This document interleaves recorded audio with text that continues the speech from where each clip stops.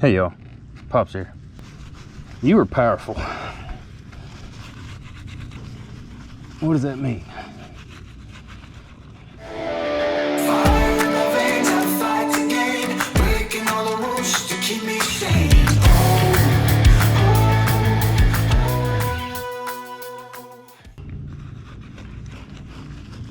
Since I do know that these truths are a lot more palatable with story, I'll give you a couple.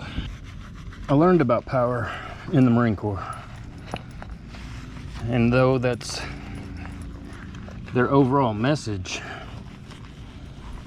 I didn't get it exactly from them the way you would think.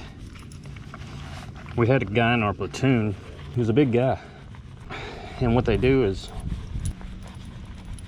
they paint red stripes on the top and the bottom of the t-shirt of everyone who's in the PCP platoon, or the physical conditioning platoon.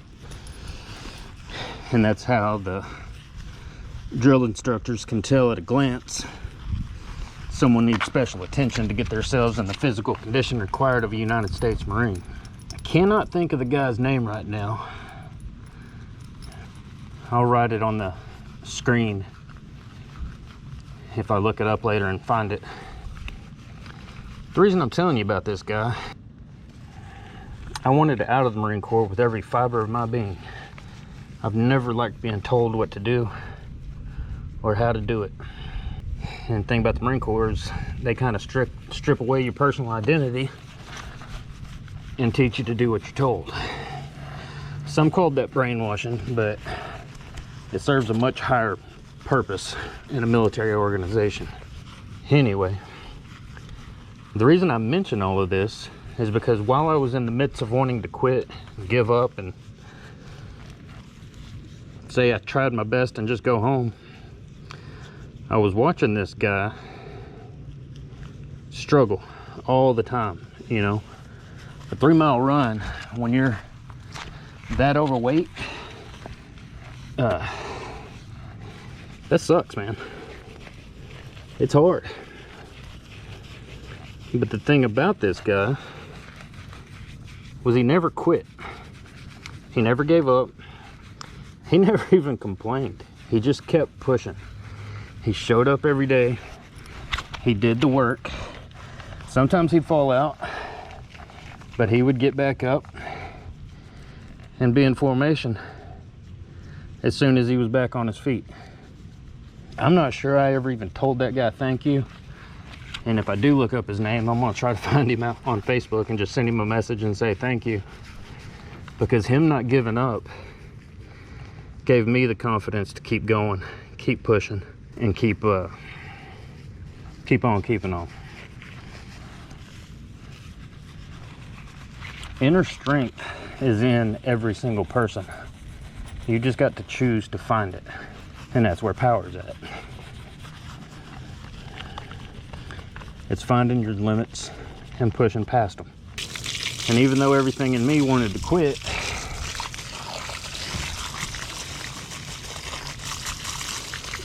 I decided somewhere along the way I'd quit when he quit. Thank God he never quit. But this young Marine lost around 100 pounds in 3 months. That's 33 plus pounds every month. We graduated weighing nearly the exact same, 170 pounds. I think he might have been 175. He ended up becoming the lay reader. That's like a spiritual guide, the guy that leads prayer and scripture on Sundays in the group. And I don't know where he's at in life, but if I ever find out, I'm gonna reach out and thank him. He was the first person that taught me what power was. Second example I would give you is ultramarathon runners. The thing that fascinates me about what they're doing, never mind that they're running 50 miles a race with next to no hope of winning, They figured it out, man. Limits are either self-imposed or imposed by society or imposed by people that don't know any better. You know, there are no limits. Not in me, not in you. Definitely not in an ultramarathon runner. Because what they've learned to do is find where those limits are at and push just a little bit further and a little bit further and a little bit further. And it seems crazy to people that don't get it, but I think that's what all people that do big things have kind of figured out. Your limits don't exist. Next time you're running and you think you've ran just as far as you could possibly ever run, try to pull out 5 more steps. You'll be surprised. And when you can't run 5 more steps, see if you can't find another 5. Run till you fall down. Just speaking from a personal experience, you'll probably throw up before you fall down, but I wouldn't run past throwing up. If you're gonna do what I'm saying here, drink a lot of water and build up to it slowly. Your limits are where you put them, and you are more powerful than you know. I love you.